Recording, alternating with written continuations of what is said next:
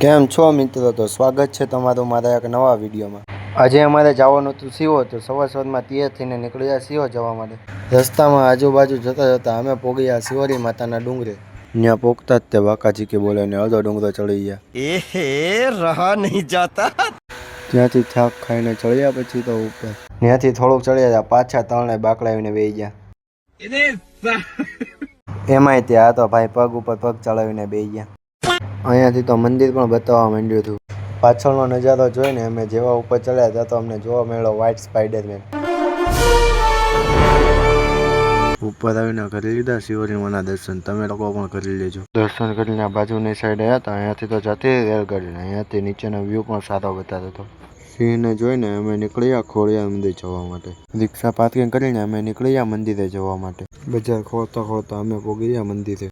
દર્શન કરીને બહાર આવ્યા પછી તમે બધા બેઠા બહાર બાકડે. એમાંય મોનું તો પાછો કોકના વિચારમાં પડી ગયા હતા. પછી થોડીક પોચી બાકાજી કરીને અમે આગળ આવી ગયા સોડા પીવા માટે. ત્યાં જાય એટલે કિચન તો જોવા જ પડે, એટલે થોડાક કિચન પણ જોઈ લીધા અને નીકળ્યા ઘરે જવા માટે. આ મંદિરને તો ઘણા વર્ષો થઈ ગયા પણ હજી બન્યું જ નથી. બ્લોગ સારો લઈ જાય તો લાઈક અને સબસ્ક્રાઈબ કરતા જાય અને કોમેન્ટમાં જય શિહોરીમાં અને જય ખોડિયારમાં લખવાનું ભૂલતા નહીં.